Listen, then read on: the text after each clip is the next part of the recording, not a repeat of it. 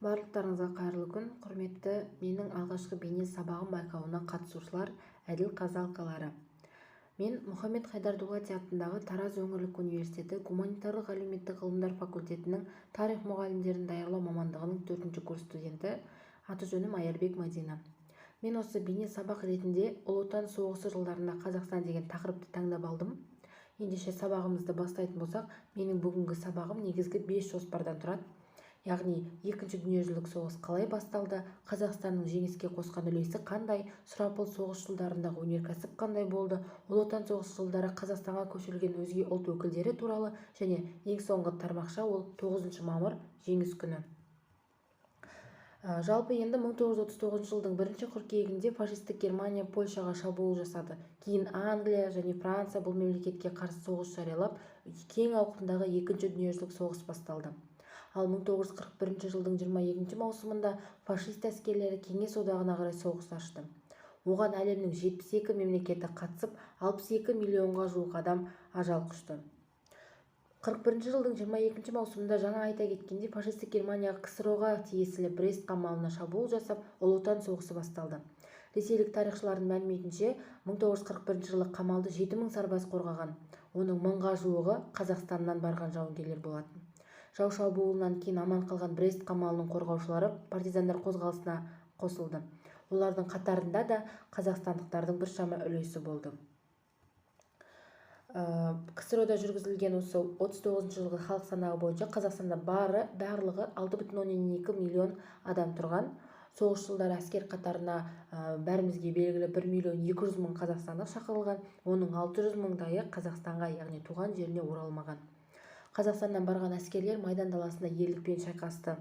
Ол барлығымызға белгілі. 100 мыңнан астам отандасымыз жауынгерлік ерліктері үшін түрлі медаль, ордендермен марапатталды. Шамамен 500 қазақстандық Кеңес одағының батыры атағын алды. 100-ден астам адам даңқ орденінің иегері атанды. Қазақстандық белгілі 4 ұшқыш Талғат Бигелдинов, Леонид Беда, Иван Павлов, Сергей Луганский сияқты Кеңес одағының батырлары деген құрметті атақты бір емес 2 мәрте иеленді. Днепр үшін болған шайқаста 18 жастағы Жәнібек Елеусізов қазақтар арасында ең жас Кеңес одағының батыры атанды. Кеңес одағы батырларының қатарында қазақтың 2 батыр қызы Мерген Әлия Молдағұлова мен пулеметші Мәншүк Маметова да бар. Өзіміздің жерлесіміз Бауыржан Момышұлы панфиловшылардың нөмір 316 атқыштар дивизиясында Мәскеу түбінде үлкен ерлік көрсеткен Бауыржан Момышұлын бұл жерде айтып кетпеу үлкен бір қателік болып саналады. Және де Рахымжан Қошқарбаев Рейхстагқа жеңіс туын тіккен үшін жауынгерлік Қызыл ту орденінің иегері болған және оған 2001 жылы халық қаһарманы деген атақ берілген.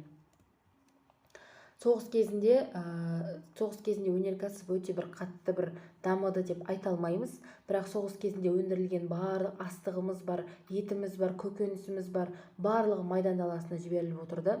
Міне мына жерде қазір көрсетілген. Соғыс кезінде Қазақстан 30,8 миллион пұт астық, 14,4 миллион пұт картоп пен көкөніс, 15,8 миллион пұт ет, 3,194 мың центнер сүт, 17,6 мың центнер жүн, 2,5 миллион дана жылы киім және басқа да өнімдерді Майдан даласына жіберіп отырған. Яғни Қазақстандық тыл еңбеккерлері Майданға 110 мыңнан аса жылқы, жаудан азат етілген аудандарға 500 мыңнан астам мал жіберген. Фашистік Германия КСРО-ның батыс аудандарын басып алғаннан кейін 41-45 жылдары Сібір мен Қазақстан негізгі әскери өнеркәсіп базасына айналады. Ұлы Отан соғысының алғашқы айларында кәсіпорындардың барлығы тылға көшіріле бастайды. Яғни қысқа уақыт ішінде Қазақстанның аумағына 142 кәсіпорын орналастырып, қазақ жеріне 532.506 адам көшіріліп әкелінеді. Қорғаныс өнеркәсібіне қажетті мыстың 3-тен 1 Қазақстан жерінде өндіріледі. Сондықтан жауға атылған 10 оқтың 9-ы Қазақстандағы Шымкент қорғасын зауытында құйылады. Елімізде танк және ұшақ жасауға ақша жинау қозғалысы ұйымдастырылады және 41 жылдың күзінде бүкіл одақтық Лениндік коммунистік жастар одағы атындағы танк дивизиясын құруға қаржы жинауды бастайды. Бір жылдың ішінде қазақстандық комсомолдар кеңес әскеріне 45 жаңа танк жібереді. Оның ішінде халық қаражатына тағы да 10 танк колоннасы, бірнеше авиациялық эскадрильялары, жаңағы торпедо катерлар, атаулы ұшақты, көптеген ұшақтар, тікұшақтар жібертіледі. және де осы 41-45 жылдары Қазақстан халқы соғыс техникаларын жасауға 480,3 миллион рубль ақша жинап береді. Жаңа айта кеткеніміздей, республикаға жаңағы 300 мыңнан астам неміс жер аударылады. Оның ішінде 43 жылдың күзінен бастап 44 жылға дейін Қазақстанға 507.480 адам күшпен көшіріледі. Оның ішінде 45.500-і Қарасай, 406 мыңы шешен мен ингуштар, 21 мыңдайы балқарлар, қалмақтар, Қырым, Месхет түріктері және басқа да ұлт өкілдері болды. Сонымен қатар жаңағы Қазақстанның ақын жазушылары да өзі шығармалар арқылы фашистік басқыншыларға қарсы күресуге шақырды. Мысалы, 50-ден астам қазақстандық жазушы соғысқа аттанды. Ақын Жамбыл Жабаевтың Мәскеу, Ленинградтық өлеңдерім, Отан бұйрығы атты өлеңдері кеңес халқын одан бетер рухтандырып, оларға рух сыйлап отырды. Жалпы енді 1945 жылы 8 мамырда Берлин түбіндегі Карлсхорста кеңес одағы, Америка құрама штаттары, Ұлыбритания, Франция алдында фашистік Германия өзінің жеңілгендігі туралы актіге қол қоюмен аяқталды. Яғни 9 мамыр жеңіс күні ретінде тойланды.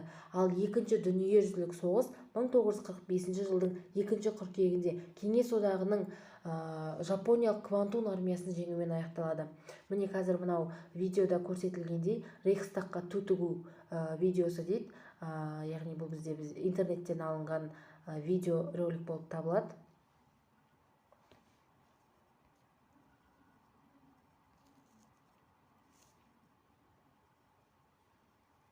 Жалпы енді сабақты қорытындылау мақсатында бізде флипчарт көрсетілген, яғни бұл қалай жұмыс жасайды.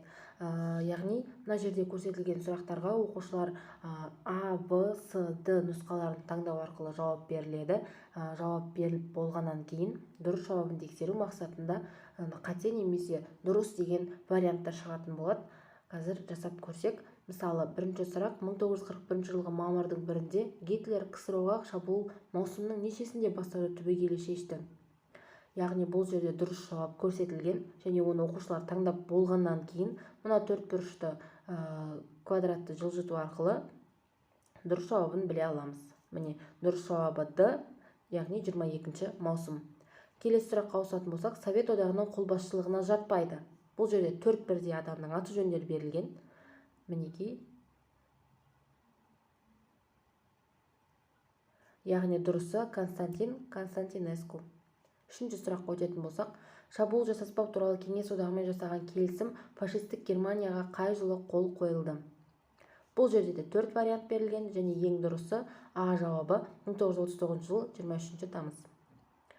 Төртінші сұрақ: соғыстың алғашқы кезеңінде неше атқыштар және атты әскер дивизиясы, неше бригада құрылып майданға жіберілді? Қате. Мінекей екінші вариант, яғни С варианты дұрыс, 14 дивизия, 6 бригада.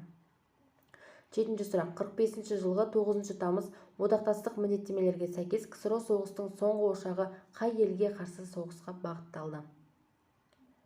Яғни бұл сұрақтың жауабы бізде болады А варианты, яғни Жапония.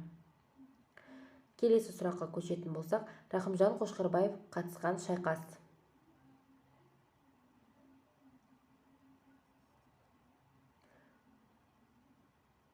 Дұрыс жауабы В, Берлин. 9-шы сұрақ: Украинадан Қазақстанға көшіріліп әкелінген кәсіпорындарға жатпайды? Д варианты дұрыс, Киев вагон жасау заводы. 10-шы соңғы сұрақ: ауыл шаруашылығы еңбеккерлерінің саны 1939 жылмен салыстырғанда 1942 жылы неше мыңға кеміді?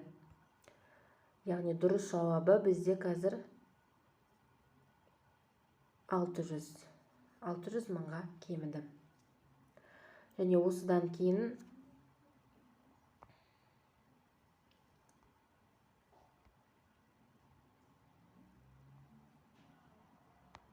енді келесі бір айдарымыз, ол бізде сандар сөйлейді стратегиясы.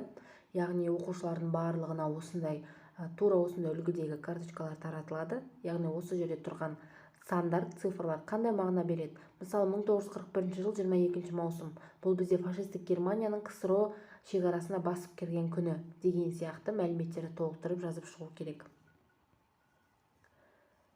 Бұл енді бізде кері байланыс деп аталынады. Рефлексия. Оқушыларға қағаздан жасалған қалта телефондарынан SMS хабарлама жазу тапсырылады. Хабарлама ұсынылған сөйлемдердің толықтырылған немесе аяқталған нұсқасы болу қажет. Яғни мына сөйлемдерден құралған SMS хабарламалар бір-біріне жазылады.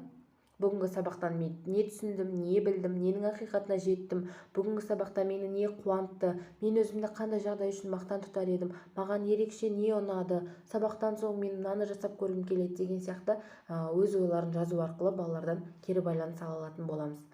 Жалпы негізі бізде 100 балдық бағалау жүйесі болғандықтан оқушыларды бағалау кезінде сабаққа қатысқандығы үшін, белсенділігі үшін, пікір айтқаны үшін, сұрақтар қойып оған толық жауап бергені үшін бағаланатын болады. Әр бағалау шкаласына 20 балдан беріліп отырады және оқушы соның барлығын жинақтап 100 балл болып, жалпы балл 100 балл ретінде бағалануы тиіс. Бүгінгі қысқаша сабағымды түсіндіре кеткенде осындай. Бірнеше әдістерді қолдандым, флипчарт қолдандым дегенде барлықтарыңыздың назарларыңызға рахмет.